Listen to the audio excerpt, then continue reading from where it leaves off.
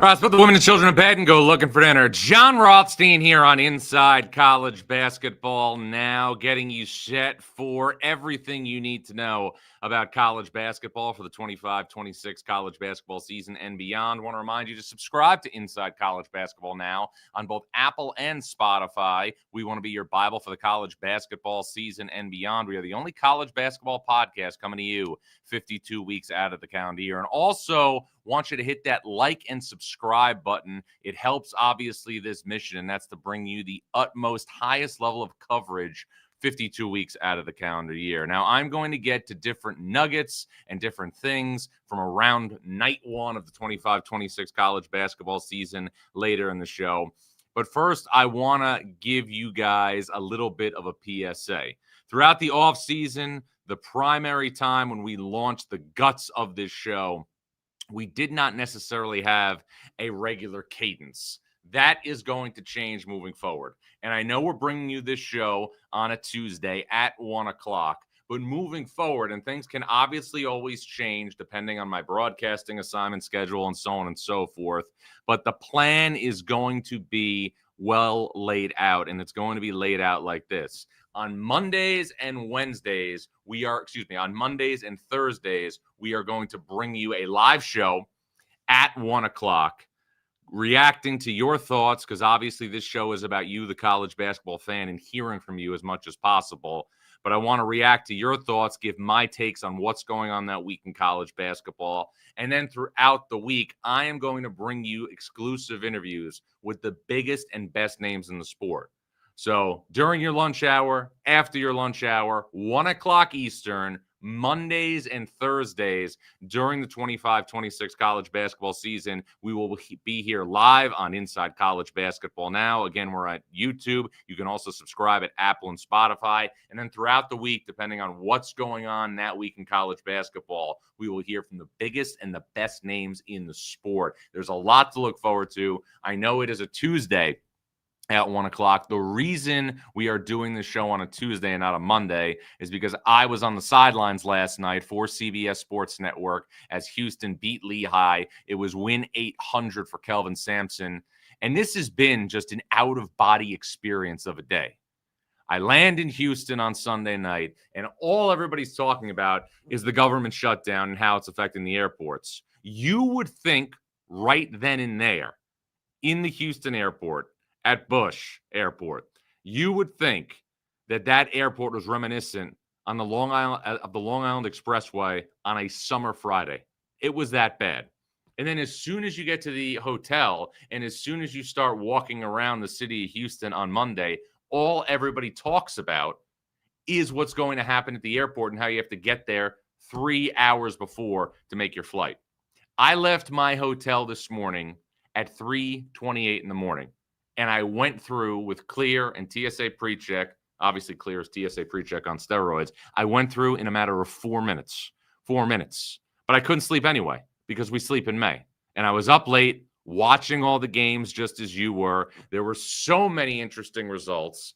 Obviously, there was the big doubleheader in Las Vegas, which I'm going to get to. But one of the things I try not to do too much of this time of year is overreact to what happens in a guarantee game, because a guarantee game against an opponent that is not up to par is not always an accurate reflection of what reality is. Now, if somebody performs a certain way or a team performs a certain way against a team that's projected to win its league, against a team that obviously is expected to be in the NCAA tournament, that I will take note of.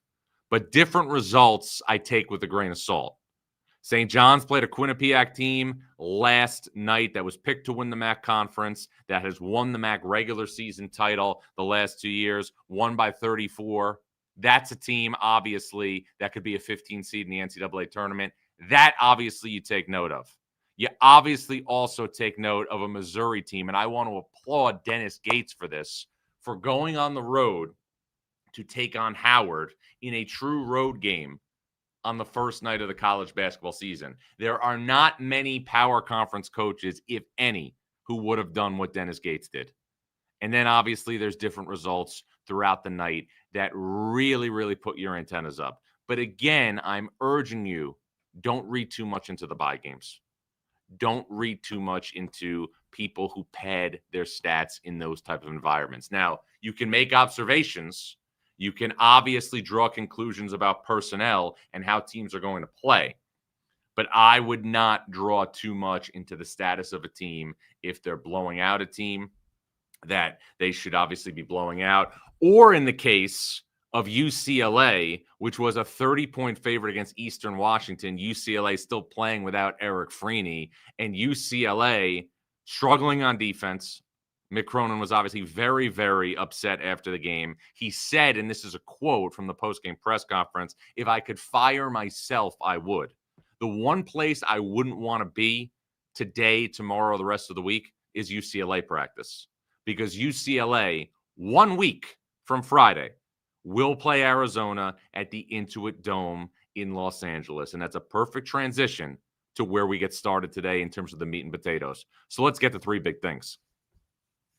And the first big thing after night one of the 25-26 college basketball season is the statement that was made by Tommy Lloyd in Arizona, going to Las Vegas and defeating the defending national champion Florida Gators. Now, the story of this game, obviously, is the play of freshman forward Koa Peat, who dropped the 30 spot on the Gators in his first ever college game. One of the narratives we are hearing time and time again is obviously about the great freshmen that there are this season in college basketball. AJ Dybantsa, who we'll get to in a couple of minutes. Darren Peterson at Kansas, who we'll get to obviously later on as well. And obviously Cam Boozer, who tonight will lead Duke against Texas and Charlotte.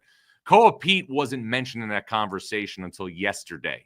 And I was in Tucson during the preseason, and I took in a practice. And the million-dollar question that surrounded this Arizona team after having Caleb Love for a couple of years was who was going to be Arizona's go-to scorer when it needed a bucket. Koa Peat had star-like ability in that practice. I didn't expect him to get 30 in his first college game. But between his performance and Jaden Bradley dropping the 20-plus point game as he did at point guard, you saw an Arizona team that was uniquely situated to have a freshman like Koa Peat have a major impact, and I'm going to tell you why. Returning personnel, and you've heard me say it ad nauseum, is so much more important than incoming personnel in college basketball. Jaden Bradley is the guy that people look at in bold print. But there were three other players that were a part of Arizona's roster last year in addition to Jaden Bradley on a team that went to the Sweet 16 and lost to Duke. Jaden Bradley was one. Anthony Del Orso was another. Toby Awaka was a third. And Mo Krivish, who only played 8 games last year due to a foot injury, was the fourth. But that gave Arizona a foundation in place where it could allow Koa Peat, Braden Burries, Ivan Karchenkov, who had a terrific game last night for Arizona, Dwayne Aristode. It allowed those guys to be in a situation where they would have the veterans around them to flourish. We don't know what's going to happen moving forward for Arizona, but I'll tell you this much. Tommy Lloyd doesn't get enough credit for the way he pushes his team, a team that is obviously deeply situated in the desert on the West Coast or near the West Coast, to play a ruthless non-conference schedule. I mentioned a couple of minutes ago, Arizona is going to go to Los Angeles a week from Friday to take on UCLA at Intuit Dome. Arizona is also going to be in a situation where it's going to play in November a road game at UConn. And then Arizona is going to host Auburn, who barely beat Bethune-Cookman last night, but obviously an opening night win that Stephen Pearl will never forget as head coach. Arizona is also going to play Alabama in Birmingham, and Arizona will play San Diego State and Phoenix in December. Those are 5 more high-level games that Tommy Lloyd is going to use to test his team. It looks a little bit different for Arizona, but if you look at the body of work for Tommy Lloyd since he became Arizona's head coach in 2021. In 2022, Arizona went to the second weekend, lost to Houston. 2023, there was obviously the disappointing loss to Princeton, but Arizona was a 2 seed. 2024, lost to Clemson in the Sweet 16. 2025, lost to Duke in the Sweet 16. That is 3 Sweet 16 appearances in 4 years. And Arizona, a team that was overlooked maybe in the Big 12, with Houston, who I'm going to get to later in this show, with BYU, who I'm going to get to later in the show, and with Texas Tech and Iowa State, as well as Kansas bringing in Darren Peterson, Arizona gets the best win we have seen one day in to the college basketball season against a Florida team that continues to reiterate the fact that it's finding itself in terms of its overall makeup. And that should not be a surprise. I was sitting years ago with a head coach at an AAU tournament, and he said to me, John, it's very tough to pick a team to win a league in the preseason if that team does not boast a returning guard. Florida's perimeter players from last year's team that won a national championship, Walter Clayton, gone. Will Richard, gone. Elijah Martin, gone. Denzel Aberdeen, he's transferred from Florida to Kentucky. Now, Florida didn't have the best guard play last night from Xavier Lee and Boogie Flay, and still had a chance to tie the game late. Got a huge night from its front court, as it will all season long. But this is something, again, that will allow Todd Golden to recalibrate his club. And Florida's going to have plenty of big non-conference games moving forward. Florida's going to have UConn in the Garden. Florida's going to play a neutral site game against the Miami team, who I think is better than people think in year one under Jay Lucas. Florida also goes out west to take on TCU, who lost the bye game last night to New Orleans in that San Diego tournament over Thanksgiving, and then either play Providence or Wisconsin. So for Florida, I know there's obviously the talk about trying to go back-to-back. Florida just needs to get the rhythm and the harmony right in its backcourt. But the story in Las Vegas from the first game is that Arizona makes a major statement.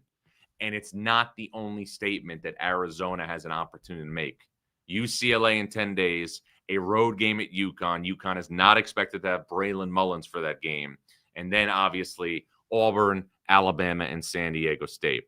Now, the second game of the doubleheader in Las Vegas between BYU and Villanova also did not disappoint. Now, BYU came in, and I've said it on this platform multiple times. BYU is entering, or has entered, the most anticipated season in the history of BYU's program. There's no denying that because of what AJ Dybantsa brings. But we saw last night, and this is very similar to the parallel that I was drawing with Koa Peat, we saw last night what it means to have a veteran nucleus around a dynamic freshman. Richie Saunders, a player who averaged 22 points per game in the NCAA tournament last year, had a major part in that win over Villanova. Rob Wright, one of the more highly touted transfers in the portal during the offseason, had a major hand in that win over Villanova. And Kei Bakeda, who cleared out space late in the game for some of the players I'm referencing, also had a major hand in that win. It was a really good win for BYU because Villanova, and I said this after Villanova played Virginia in an exhibition game a couple weeks ago, Villanova looks like a different program under Kevin Willard. And I know there are no moral victories in sports, especially in college basketball, where every single game matters. Every single game matters, and Villanova had a big-time opportunity to really move the needle last night in Las Vegas. But watching Villanova on the road at Virginia and watching Villanova last night against BYU, you see the infrastructure in place to become an extremely competitive program in the Big East this season under Kevin Willard, without, obviously, a grace period. Now, people can say whatever they want about Villanova the last couple of years. This program is a blue blood caliber program. It was made into that under Jay Wright. Villanova has not played in the NCAA tournament since 2022. And judging by what I saw against Virginia and judging by what I saw last night against BYU, there's obviously holes in this roster, but Villanova has several pieces that I think are going to be prosperous this season. Was really impressed with Bryce Lindsey last night. The transfer from James Madison did not play against Virginia. Was really impressed with what I saw in the preseason with Malachi Palmer and Chris Jeffrey. Malachi Palmer transferred from Maryland, and then He obviously wound up with Kevin Willard of Villanova. Chris Jeffries, another freshman. Devin Askew played last night. He's back sooner than expected from injury. But I think when you look at the totality of this and you look at Kevin Willard's body of work, made Seton Hall into a perennial NCAA tournament team in the Big East, took Maryland to the NCAA tournament and won a game in the NCAA tournament in 2 of his 3 seasons in College Park. Villanova, to me, is walking different, is talking different, is acting different under Kevin Willard. There is an organization. There is obviously a competitive level that I haven't seen at Villanova in a really, really long time. And I think Villanova is going to be a competitive team in the Big East. Now, in order to move the needle, and this is extremely important for programs in the Big East, because the Big East, and you've heard me say it for weeks now, feels like until somebody else is going to prove something, it's St. John's, UConn, and Creighton. How many bids? I'm not sure. The league was lucky to get 5 last year. But with all that said, I think you're going to see a situation where Villanova is going to be extremely competitive, and Villanova is going to have to do something with its non-conference games to elevate the rest of the league. Villanova still has an opportunity against Michigan. Villanova still has an opportunity against Wisconsin and Pitt. There are opportunities for Villanova to move the needle, and you can say the same thing about a program like Georgetown, who plays Maryland on Friday in College Park, and you can say the same thing about other programs, Providence, other programs not named, St. John's and UConn. It is really important for the Big East to have a good November and December. Now, looking ahead to tonight, we have Duke, Texas in Charlotte. It's a game that I love because it's 2 brand name programs playing on the first day of the college basketball season in terms of the first game for them. It's the second day of the season, but it's in the first game for Duke and Texas. It's the first game for Texas under Sean Miller. It's the first game for Cam Boozer in college, and Cam Boozer has put up video game-like numbers for Duke in the preseason. Cam Boozer against UCF in an exhibition had 33 and 12. Cam Boozer against Tennessee in an exhibition had 24 and 23. And he looks like he is on track to have the type of freshman season that Kevin Love had in 07-08 when he averaged 17 and 11, was an All-American, and UCLA advanced all the way to the Final Four for the 3rd straight time under Ben Howland. So I'm curious to see what Duke looks like in this game against the Texas team that, make no mistake about it, I think is a little bit under the radar in the SEC, and for good reason, because the Texas coaching change was an interesting situation, and I'm going to tell you why. Chris Del Conte years ago hired Chris Beard to take Texas to a Final Four. Texas was on that type of trajectory under Chris Beard. Obviously, Chris Beard was removed as head coach after an off-the-court incident. Rodney Terry takes over. Rodney Terry takes Texas in 2023 to the brink of the Final Four, loses a heartbreaker to Miami in the Elite Eight. Texas, the next year under Rodney Terry, wins a game in the NCAA tournament, is in a possession game with Tennessee in the round of 32, loses. And then last year, Texas lost, ironically enough, to Sean Miller and Xavier in the first 4. You now look at Sean Miller coming in. Chris Del Conte wanted to bring in a coach with pedigree. He wanted to bring in a coach who he thought could lead this program to a different level in the NCAA tournament.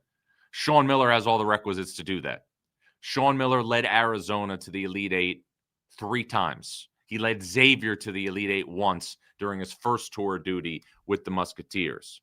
But now you're looking at a Texas team that is very similar to the team that Sean Miller went against last year in the first 4 before we saw Xavier beat Texas and then Rodney Terry be removed as head coach.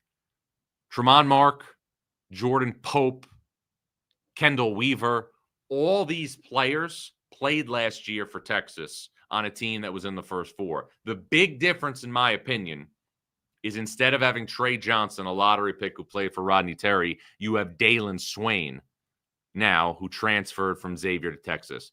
But I'm really interested to see how Texas competes in night 1 under Sean Miller, night 2 of the 25-26 regular season against Duke.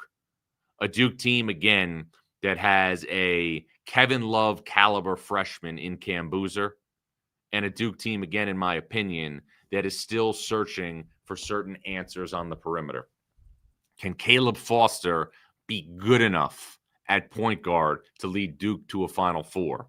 Or will Caden Boozer, Cameron's twin brother, eventually step in as more of a table setter type role at the most important position on the floor? Is Isaiah Evans going to be potent enough to be a consistent 15 to 18 point per game scorer for Duke? And what happens for the Blue Devils at the 3 spot?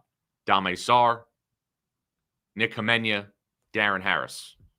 I think if you're looking at Duke right now, and you're looking obviously at the chemical makeup of this team, you feel really solidified at the 2 with Isaiah Evans. You feel really solidified at the 4 with Cam Boozer, and you feel good about the combination at the 5 with Pat Gongbo and Malik Brown. The 1 and the 3 are the big question. And for Texas, I think you're looking at a team that could be one of the most balanced power conference teams that we see in college basketball this year. Would not shock me if we look up and we look at Texas and you have 5 or 6 players averaging between 8 and 12 points per game. Duke, Texas feels like a round of 32 game in the NCAA tournament. Want to get your thoughts on opening night. Want to get your thoughts on everything that transpired on opening night, as well as your thoughts on Duke, Texas, and anything else that's going on in college basketball. Jon Rothstein here on Inside College Basketball Now. When you need your sports news all the time, we've got breaking news to bring to you. CBS Sports HQ gives you a snapshot of all the sports that matter to you. When you need your sports in a snap, find it on CBS Sports HQ, streaming free anywhere you are. All right, Jon Rothstein back here on Inside College Basketball Now. I want to remind you to subscribe to Inside College Basketball Now on both Apple and Spotify. We want to be your Bible for the college basketball season and beyond. We are the only college basketball podcast coming to you 52 weeks out of the calendar year. Also want to remind you that Inside College Basketball Now will be coming to you during the 25-26 college basketball season on Mondays and Thursdays with a live show at 1 o'clock Eastern. And we will also sprinkle in big interviews throughout the week with the biggest and the best names in the sport. Want you, though, to get into the live chat. Tell me everything you want to know or what questions you have about college basketball. Riggs is first up, and he says, John, how would you rank the top freshmen now that we've seen some big-time moments? Well, look, I think there's 3 that have been above the rest that we've been tracking. AJ Dybantsa, Darren Peterson, and Cam Boozer. We're going to see Cam Boozer for the first time tonight in a real college game. I know he played in the preseason. I know he put up major numbers, but we're going to see him for the first time in a college game tonight against Texas. But there are other players that are lingering when you look at the elite freshmen. You have to talk about Koa Peat and put him in that class after he dropped the 30 spot. You have to also look at the backcourt mates at Arkansas with Malik Thomas and Darius Acuff. You have to look at Caleb Wilson at North Carolina, who will get a crack at Kansas Friday in Chapel Hill. Can't wait for that game. But I want to talk about Darius Acuff and Malik Thomas, who put up massive numbers again in Arkansas's opener on Monday night. And this is something that I just want to put out there because I think it's something that needs to be noted and it needs to be said. You know, John Calipari seems to not be getting the benefit of the doubt at Arkansas like he should, in my opinion. And I think when you look at the 2 freshmen that he has brought in, Darius Acuff and Malik Thomas, if these players had Kentucky on their chest and not Arkansas, and that's not at all to denigrate Arkansas's program, it's a great program that has won a national championship and has been in the Final Four multiple times, but Arkansas is not viewed the same way as Kentucky nationally, at least not yet. That could change, obviously, depending on how the Razorbacks play this season and if they were to finish higher than the Wildcats in the SEC standings. But I'll say this. If you took the jerseys off of Darius Acuff and Malik Thomas and it said Kentucky and not Arkansas, you'd be hearing chatter like, well, this is the best freshman backcourt since De'Aaron Fox and Malik Monk, or this feels like we're watching Tyler Ulis and Devin Booker in 15. These two kids deserve to be mentioned with the top freshmen in the sport in what should be an outstanding year for freshmen as a whole. And Acuff and Thomas will go up a weight class on Saturday in East Lansing, a primetime TV game against Michigan State. And that will be, again, what I was getting at earlier in the show, a litmus test you can look at. Because all we have right now is a bye game last night and 2 exhibition games against Cincinnati and Memphis. And I don't think you can sit here on November 4th and comfortably say that Memphis or Cincinnati will be in the NCAA tournament in 2026. More questions right now. This is only November. Caden Panduku 9860 says, John, what should the expectations be for Indiana this season? Well, I'm going to get into Indiana a little bit later in the show. But look, Indiana to me did not put together a roster, in my opinion, that was a lock to finish in the top half of the Big Ten. There's a lot of mid-major transfers on this roster. I like Lamar Wilkinson. I like Tucker DeVries. Wilkerson, to me, is going to put up big numbers all season long. But I worry about Indiana in the Big Ten rebounding the basketball, being able to hold its own on the backboard with Reed Bailey, the Davidson transfer at center. That's what I'll say about the Hoosiers. Indiana opens up Wednesday night against Alabama and A&M at Assembly Hall. Let's keep looking forward to these questions to see who's got their thoughts on their mind. Cone Car Enjoyer wants to know, John, do you think that Michigan State is a high-caliber team? I'll have a better idea after Saturday night's game against Arkansas and East Lansing. But I will say this. I was very disappointed in Michigan State's performance against UConn last week in an exhibition game, considering the fact that UConn was not in a situation where it had Braylon Mullins and was not in a situation where it had Tarris Reed. Michigan State has a major, major void on the wing. A major void on the wing. Now, you look at last year's team that won 30 games and went to the Elite Eight. You had Jeremy Fears at point guard, and also you had Trey Holloman, who's now at NC State. You had great size up front, like we're seeing with Kohler, with Cooper.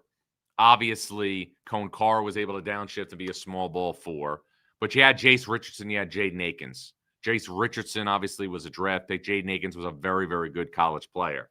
Now I'm looking at Michigan State, and I'm seeing a major, major void on the wing. To me, if you had an all-conference Big Ten caliber wing with Fears, with Cone Carr, Kohler, and Carson Cooper, you'd have a top 10 team. Right now, my first assessment, Michigan State is a wing short. Jordan Hellum Tate 559 wants to know, John, who is a team that didn't make the NCAA tournament last year that can make it this year? Great question. I think there's a number of teams that fit the bill. NC State and Virginia are 2 out of the ACC that I think you have to look at. And I think you have to look at Ed Cooley and Georgetown as being another team that could break that type of stride. This is something that's amazing to me. Georgetown, again, one of the best brands on the East Coast, and when it's humming, one of the best brands in all of college basketball, has not earned an at-large bid to the NCAA tournament. An at-large bid. It won an automatic qualifier in COVID under Patrick Ewing, but has not earned an at-large bid to the NCAA tournament since 2015. We'll return with 3 good nuggets and some games to watch. Jon Rothstein here on Inside College Basketball Now. Only CBS Sports can bring you big time during the heart of Saturday afternoons. It's big time. It's big time. It's big time. It's big time. On CBS and streaming on Paramount Plus. All right, Jon Rothstein back here on Inside College Basketball Now. I want to remind you to subscribe to Inside College Basketball Now on both Apple and Spotify. We want to be your Bible for the college basketball season and beyond. We are the only college basketball podcast coming to you 52 weeks out of the calendar year. And also a PSA, Inside College Basketball Now will have a live show every Monday and Thursday during the regular season at 1 p.m. Eastern.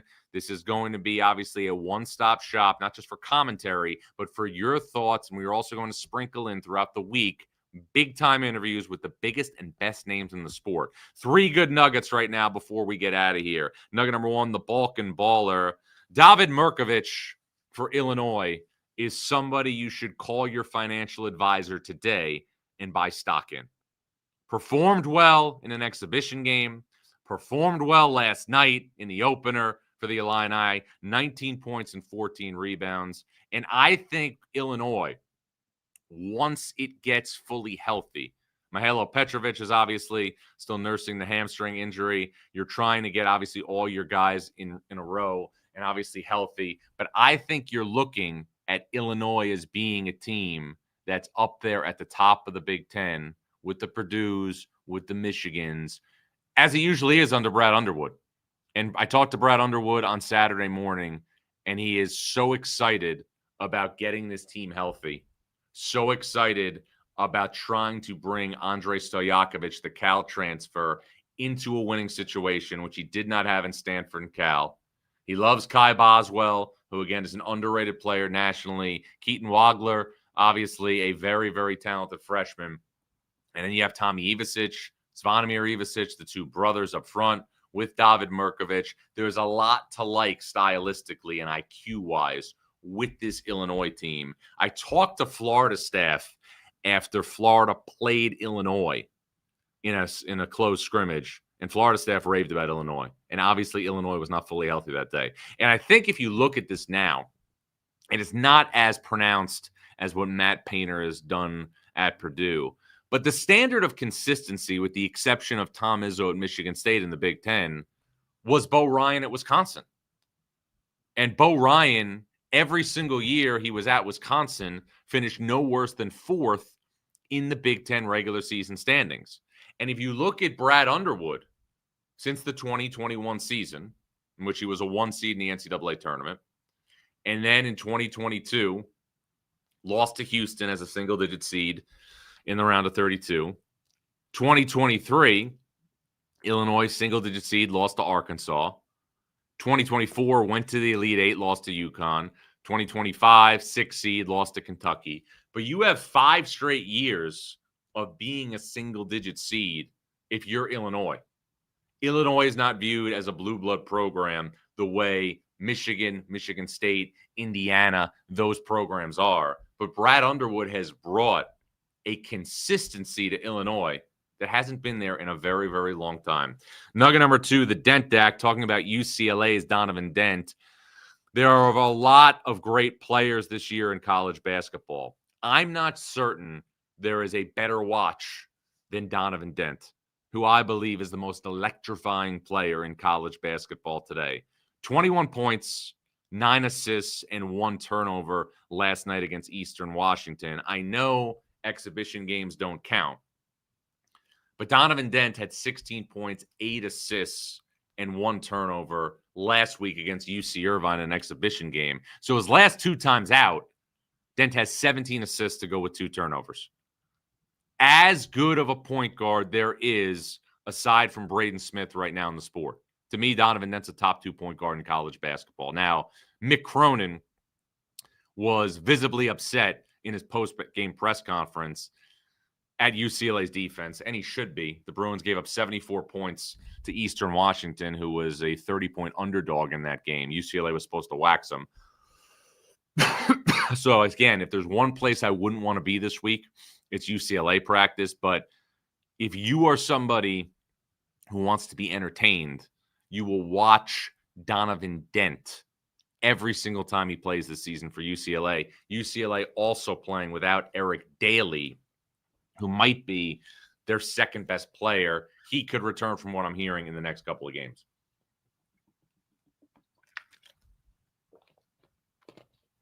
The third nugget comes from the game I did last night on CBS Sports Network, and that's Houston's going to be a work in progress. And I spent 2 days, obviously, in Houston. Spent a lot of time with Kelvin Sampson and the staff. They know that November and December may look like last year's November and December, where Houston lost a couple of games. Lost a couple of games that it easily could have won. Houston has 3 freshmen, Kingston Flemings, Chris Sinak, and Isaiah Harwell in its top 6. Sinak was very impressive offensively last night, but the other guys need work. The other guys need seasoning. And Houston looked like it was going to blow Lehigh out of the water a couple of times last night, and it didn't happen. It's as young as Houston has been under Kelvin Sampson. And if you look at the makeup of this run for Houston, a run that has included 3 straight years of being a 1 seed in the NCAA tournament, the only true freshman that had a major impact in terms of the piece of the pie was Jarris Walker. Now you're looking at 3 in the top 6. There's going to be growing pains in November and December for Houston. I saw it last night with the turnovers, with how sluggish this team was at times. You're going to have to be patient when it comes to Houston, who, again, replaced a 6-year senior in Juwan Roberts, a sturdy veteran in Javier Francis, and a 5th-year guard in LJ Cryer. Another thing I'm going to do during the season, as we do shows on Mondays and Thursdays, I know this is a Tuesday, but it's only a Tuesday again because I was in Houston last night. I am going to give you 3 games between shows that I think are the must-watches during that window. Tonight, Duke, Texas is obviously on the board. Cam Boozer's college debut. Also, the 25-26 debut for Kentucky at home against Nichols. Mark Pope told me yesterday he was unsure if Denzel Abertine and Jalen Lowe would be able to play tonight for Kentucky. I think we need to look at Kentucky, and this is what I said last week, as a team that could be a unit that doesn't find its ceiling for a long, long time. Now, what do I mean by that is you have so many guys out of the lineup and potentially out of the lineup who are going to play major roles for this team if everybody's healthy. Jalen Lowe's healthy, I think, could lead the SEC in assists by the way he can spray the ball around. Denzel Abertine obviously came from Florida to Kentucky after winning a national championship to have a major piece of this pie. And Jaden Quaintance, somebody I think could be a National Defensive Player of the Year candidate, would change the ceiling instantly for Kentucky. But we have to be patient for the Wildcats, who are a week away from going to the KFC Yum Center and playing Louisville. And then lastly, on Wednesday night, Alabama A&M goes to Bloomington to take on Indiana. Now, why am I putting this game on the radar? I said this in March when the job was open. Indiana is a program that seems to always want to eat its own after a while. And if you look at the coaches that have come after Bob Knight, history would, in fact, reiterate that. Mike Davis went to the national championship game. People never were really sold there on him being the long-term head coach. Kelvin Sampson, obviously one of the best coaches in the game, got into trouble with the NCAA, of course, for now things that are still legal. He didn't last more than a couple of years. Tom Crean, who people grew to root for an appetite for change after he was the head coach, did unequivocally the best job of any coach in terms of sustaining success since Bob Knight. 3 Sweet 16 appearances and 2 outright Big Ten regular season titles in 5 years. And the year that Tom Crean was fired at Indiana, Indiana was 13-6 with wins over Carolina and Kansas, and OG Anunoby tore his ACL.